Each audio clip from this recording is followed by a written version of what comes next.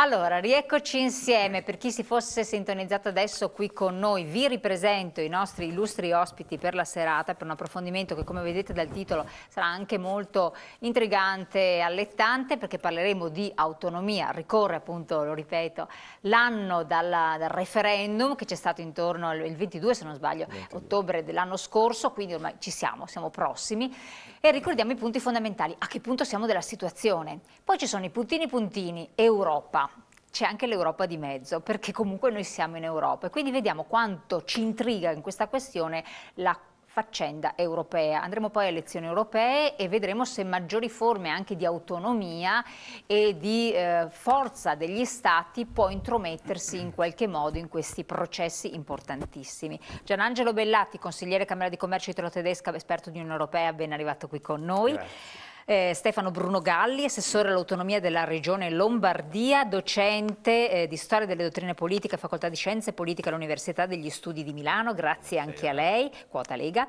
Alessio Morosin, avvocato, fondatore di Indipendenza Veneta, grazie avvocato. Graziana Zalin, consigliere regionale del PD in Regione Veneto. Buonasera. Filippo Lazzarin, Lega, sindaco di Arzer-Grande, dirigente provinciale. Grazie anche a lei. A tutti. Allora, prima di incominciare, vediamo il nostro contributo, anzi ne abbiamo un paio e quindi vediamo il punto della situazione, dalla regia.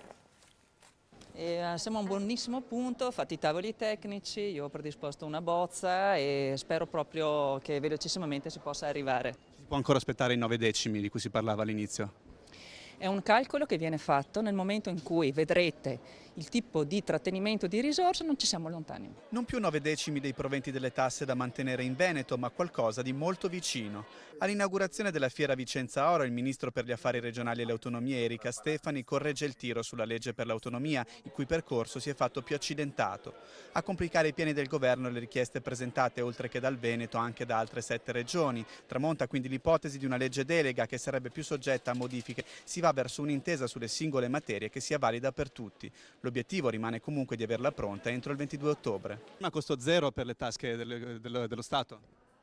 La previsione è quella di prevedere trasferimento di competenza al momento iniziale con il costo storico, poi per uno sviluppo in maniera assolutamente graduale verso i fabbisogni standard. Sarà qualcosa di diverso rispetto alle altre regioni o uguale per tutti? Ogni regione ha fatto delle richieste diverse calibrate sulle proprie possibilità, capacità e territorialità. Quindi ogni regione che ha fatto le proposte ha fatto una declinazione delle competenze diverse.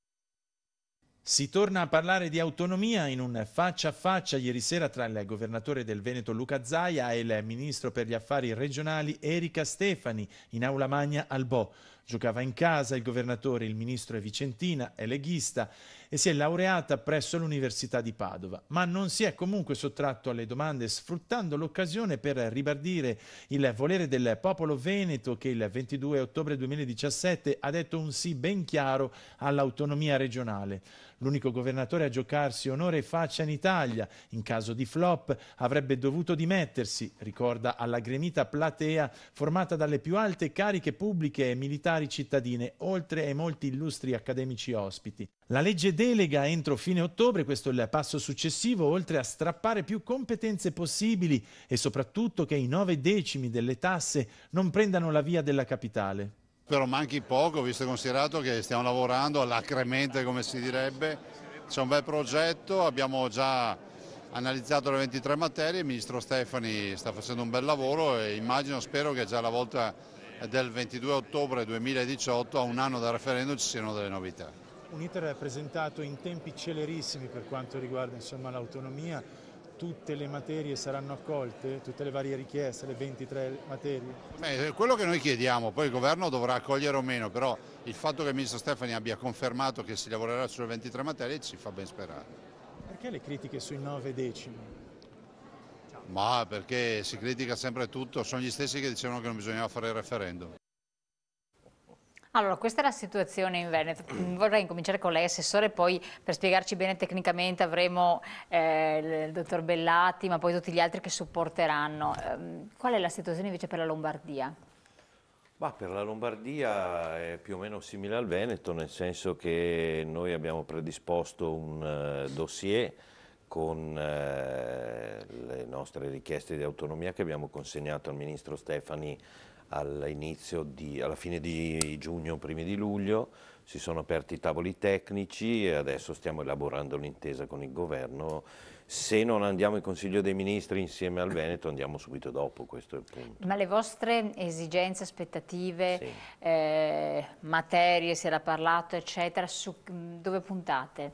Ma io credo, su questo però bisogna fare un ragionamento che è un po' l'essenza del dossier e delle materie del dossier con le nostre richieste che abbiamo consegnato al Ministro Stefani e che peraltro i tecnici del Ministero hanno detto qualsiasi altra regione dovesse percorrere la strada ex articolo 116 della Costituzione, quindi per ottenere maggiori risorse di autonomia deve seguire la strada lombarda perché è quella corretta.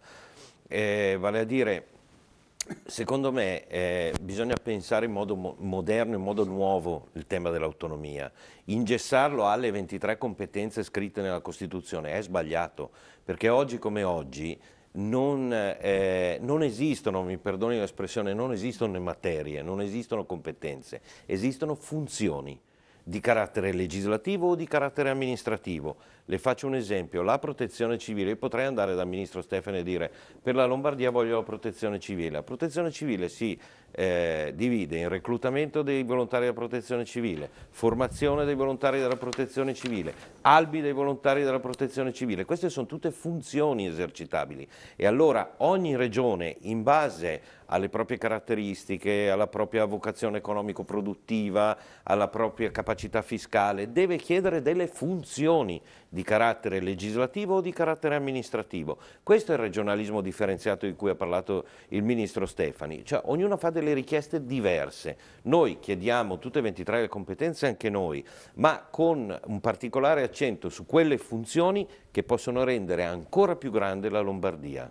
E l'aspetto diciamo economico e quindi fiscale che ci sta dietro? Una volta definite le funzioni che vengono riconosciute alla Regione, per cui, giusto per farle un esempio, le nostre richieste sul tema dell'ambiente sono 14, ma perché sono 14 le funzioni riconducibili all'ambiente? Sul tema della cultura sono 3, non è la valorizzazione dei beni culturali punto, no, perché dentro la valorizzazione dei beni culturali ci sono almeno 3 funzioni. Dobbiamo ragionare in modo nuovo, al di là e oltre la Costituzione che inchioda a solo 23 materie la trattativa tra una regione e il governo, perché dentro quelle 23 materie ci sono almeno, in base ai miei calcoli, almeno 120-130 funzioni che possono reclamare le regioni. Allora, tant'è vero che noi abbiamo predisposto un dossier di 151 pagine.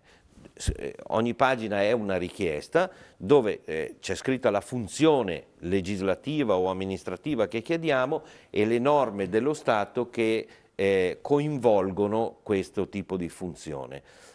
Una volta riconosciute le funzioni è evidente bisognerà riconoscere le risorse necessarie per coprire queste funzioni. Secondo me ci sono delle funzioni che Regione Lombardia già da domani mattina può assolvere a costo zero e nella nostra intesa c'è questa specifica. Il Ministro l'ha fatto intendere che esatto, e ci sono altre invece che necessitano una copertura di carattere economico che verrà definita nel passaggio col MEF, cioè col Ministero dell'Economia e delle Finanze. Assolutamente. Allora, tenete presente queste osservazioni perché dopo vi chiederò anche cosa ne pensate.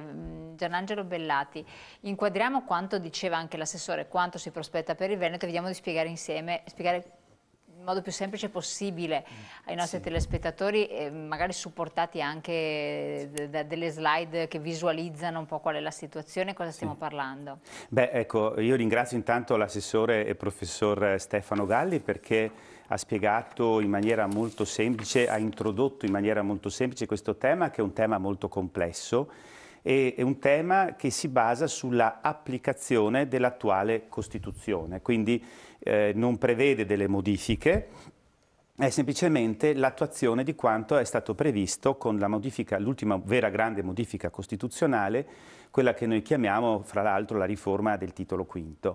E capiamo che è un tema non facile, si parlava delle risorse, allora è chiaro che su questo tema il trasferimento di competenze implica che anche le risorse che attualmente vengono gestite a livello statale devono essere trasferite a livello regionale. Quindi prima c'era sull'intervista del ministro Stefani, ecco, è a costo zero per lo Stato, nel senso che c'è questo trasferimento di competenze al quale deve trasferire le funzioni, come diceva giustamente il professore assessore, e il trasferimento quindi del denaro, delle risorse, quindi costo zero. Come diceva giustamente, mi sono permesso di leggere un'intervista del presidente Fontana che abbiamo visto assieme. Il presidente della regione Lombardia dice giustamente il vantaggio per noi è trasferire anche appunto questo bilancio, perché siccome noi abbiamo un'amministrazione che costa di meno pro capite, quindi riusciamo a rendere di più con i soldi che ci vengono dati, ne conseguiamo un vantaggio perché abbiamo dei risparmi. Questo perché? Perché sarebbe interessante vedere una slide che ritengo è molto importante anche nel rapporto con l'Europa, che è la numero 5, se la regia può trasmettere. Perché? Perché l'amministrazione delle regioni che stanno chiedendo, eccola qua, le regioni che voi vedete su questa slide, che sono quelle più in scuro, udite udite, perché questo è molto interessante, è una slide fatta da Oxford Economics. Io devo dire quindi che rosso, arancione, sì, gli inglesi su queste cose, quando si parla, sono senza ipocrisia, dicono le cose come stanno. No, più scuro, quindi blu. Blu sono i più virtuosi. Cioè noi che pensiamo sempre di avere uno Stato che spende, che spande, che butta via i denari, ebbene se noi guardiamo questa slide nell'ambito della pubblica amministrazione, dei costi della pubblica amministrazione, in un confronto europeo, perché noi siamo all'interno dell'Europa volenti o nolenti e quindi dobbiamo fare sempre un confronto non solo nazionale ma europeo, questa è la cosa importante che non dobbiamo dimenticare. Bene, vediamo che quella fascia che voi vedete che va dal Piemonte all'Emilia Romagna è virtuosissima, come è la zona intorno a Londra e altre zone anche che si vedono blu, soprattutto Germania, Gran Bretagna, ma noi in particolare la zona del nord Italia. Che cosa vuol dire quindi? Che se noi prendiamo delle competenze, delle funzioni che oggi sono gestite nelle zone più gialle, più arancio, queste sono gestite con più soldi. Se noi le trasferiamo nelle zone blu, vengono gestiti con minori soldi ed è per questo che con la Regione, quando lavoravo in Union Camere del Veneto, se vediamo la slide numero 4, avevamo fatto anche un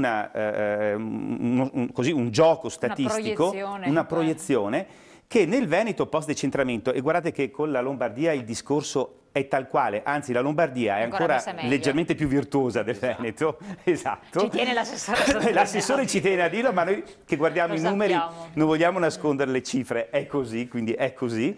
Vedete che l'aumento del PIL, che sarebbe di vantaggio per il Veneto, ma attenzione, il Veneto è all'interno del sistema Paese Italia, quindi tutta l'Italia ne avrebbe un vantaggio, perché questo è il concetto. Se tu rendi il sistema delle regioni più efficienti, lo rendi più autonomo, tu non hai un vantaggio solo per il Veneto, la Lombardia, l'Emilia Romagna, ma è un vantaggio che si diffonde su tutto il Paese. Difatti, questo gioco statistico che facemmo porta che l'attuazione degli articoli da 116 e 118, che di questi stiamo parlando, e casomai dopo possiamo guardare meglio che cosa dicono questi articoli, porta a una crescita fortissima del PIL regionale. Voi sapete che in questo momento il PIL è fondamentale anche ai fini del calcolo del debito pubblico, del sostentamento del debito pubblico.